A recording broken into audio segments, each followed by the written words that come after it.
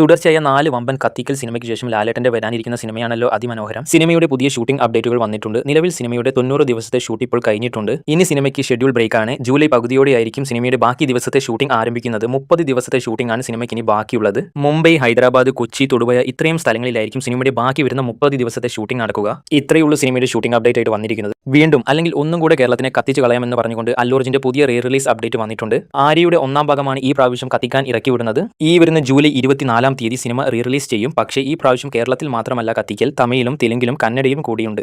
അപ്പോൾ ആരൊക്കെ ഈ സിനിമ കാണാൻ പോകുന്നുണ്ടെന്ന് കമന്റ് ബോക്സിൽ രേഖപ്പെടുത്താൻ മറക്കണ്ട. OTT റിലീസ് ആയിട്ടും തിയേറ്ററിൽ കത്തിച്ചുകൊണ്ടിരിക്കുകയാണ് ലാലേട്ടന്റെ ദൃശ്യം. പുതിയ സിനിമകൾ റിലീസിനുണ്ടായിട്ടും സിനിമയ്ക്ക് ഇന്ന് ഏകദേശം 4 ലക്ഷം രൂപയ്ക്കടുത്തോളം കളക്ഷൻ ഉണ്ട്. ഇന്നത്തോടെ സിനിമ ഏകദേശം 90 കോടി 4 ലക്ഷം രൂപയാണ് കേരളത്തിൽ മാത്രം കളക്ഷനായിട്ട് എടുത്തിരിക്കുന്നത്. സിനിമയുടെ വേൾഡ് വൈഡ് കളക്ഷനായിട്ട് രേഖപ്പെടുത്തിയിരിക്കുന്നത് 238 കോടി 65 ലക്ഷം രൂപയാണ്. 240 കോടിയിലേക്ക് എത്തുമോ ഇല്ലോ എന്ന് നമുക്ക് കണ്ടറിയാം. ഹോളിവുഡിൽ നിന്ന് കത്തിക്കാൻ തിയേറ്ററുകളിലേക്ക് വരാനിരിക്കുന്ന മാർവൽ മൂവിയാണല്ലോ സ്പൈഡർമാൻ ബ്രാൻഡ് ന്യൂ ഡേ. സിനിമയുടെ കേരളത്തിലെ ആദ്യ ഷോ അപ്ഡേറ്റ് വന്നിട്ടുണ്ട്. ജൂലൈ 30-ാം തീയതി രാവിലെ 7 മണിക്കാണ് സിനിമ കേരളത്തിൽ റിലീസ് ചെയ്യുന്നത്. മലയാളത്തിലും ഇംഗ്ലീഷിലുമായിരിക്കും സിനിമയ്ക്ക് റിലീസ് ഉണ്ടാകുക. അവസാനം രജനീകാന്ത് ഒരു സ്ഥലത്ത് നിന്നു. ജയിലർ 2ന്റെ റിലീസ് ഡേറ്റ് ഇപ്പോൾ ഏകദേശം കൺഫേം ചെയ്തിട്ടുണ്ട്. ആദ്യം പറഞ്ഞു ജൂലൈയിൽ വരുമെന്ന്, പിന്നെ പറഞ്ഞു സെപ്റ്റംബറിലായിരിക്കുമെന്ന്, പിന്നെ കൺഫേം ചെയ്തു ഒക്ടോബറിലായിരിക്കുമെന്ന്. ഇപ്പോൾ സിനിമയുടെ പുതിയ റിലീസ് ഡേറ്റ് അപ്ഡേറ്റ് വന്നിരിക്കുന്നത് ദീപാവലി റിലീസായിട്ട് സിനിമ തിയേറ്ററുകളിലേക്ക് എത്തുമെന്നാണ്. ദീപാവലിയും കഴിഞ്ഞ് പൊങ്കലിലേക്ക് റിലീസ് മാറാതിരുന്നാൽ മതി. 3 പേരടങ്ങുന്ന ഒരു ചെറിയ ഫാമിലി. പക്ഷേ ഫാമിലിക്ക് ഒരു ചെറിയ പ്രത്യേകത ഉണ്ട്. എന്തെങ്കിലും ഒരു പ്രശ്നം വന്നാൽ അടിയോടടി. അത് ആരാണെന്നത് നോക്കത്ത് പോലുമില്ല. അതായത് ബ്ലാസ്റ്റിന്റെ കളക്ഷനാണ് നമ്മൾ നോക്കാൻ പോകുന്നത്. സിനിമയുടെ 22 ദിവസത്തെ കളക്ഷനാണ് നോക്കാൻ പോകുന്നത്. കേരളത്തിൽ നിന്ന് 22 ദിവസം കൊണ്ട് 14 കോടി 78 ലക്ഷം രൂപയാണ് സിനിമ കളക്ട് ചെയ്തിരിക്കുന്നത്. തമിഴ്നാട്ടിൽ നിന്ന് 31 കോടി 53 ലക്ഷം രൂപയും. അങ്ങനെ 22 ദിവസം കൊണ്ട് സിനിമ വേൾഡ് വൈഡ് ആയിട്ട് കളക്ട് ചെയ്തിരിക്കുന്നത് 75 കോടി 36 ലക്ഷം രൂപയാണ്. സിനിമ തിയേറ്ററുകളിൽ നിന്ന് 100 കോടി കളക്ട് ചെയ്യുന്ന കാര്യം കുറച്ച് പ്രയാസം തന്നെയാണ്. അപ്പോൾ സിനിമാ വാർത്തകൾ അറിയാൻ ചാനൽ സബ്സ്ക്രൈബ് ചെയ്യാൻ മറക്കണ്ട.